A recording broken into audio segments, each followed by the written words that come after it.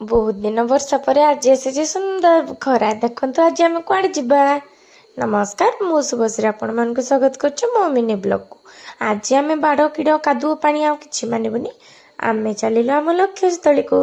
आम लक्ष्यस्थली कौन आम जमा भी जनइबुनी। आपण मैंने भी आम सहित आसतु देखिए कौन आम लक्ष्यस्थली। एठी पहुँचला पर आम सुंदर सुंदर धान गछ देखिलु।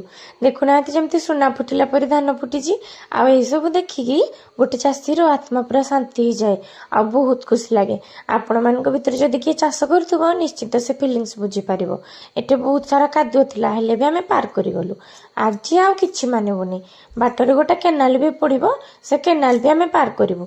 बहुत पानी भी थिला हेले भी आम माना मानी नहीं स्लाब पड़ता आम पलैलु। एठू उठिकी आम बाहरी गलु रास्ता उपरकू। चलो एबे देखिए आम कुआड़े जाऊचु।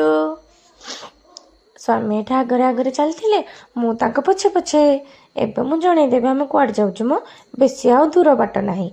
आज आम आम पोखरी देखापी किछि दिन तले आम माछ छाड़ीलु वर्षा कारण आम देखी आसी पार नुँ। आज आम डिसाइड कले एटिकी चलू। एटी पहुँचला पर एत सुंदर भ्यू देखिली मत बहुत भल लगे। बहुत सारा काशतंडी फूल भी होता केते सुंदर सुंदर काशतंडी पूरा चारिपटे फुल हो जाता।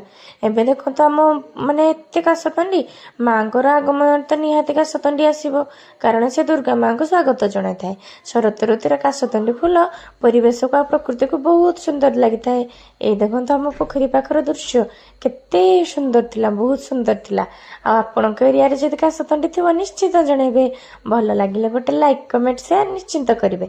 आ यूट्यूब चैनल को जाके सब्सक्राइब करदे। जय जगन्नाथ रही।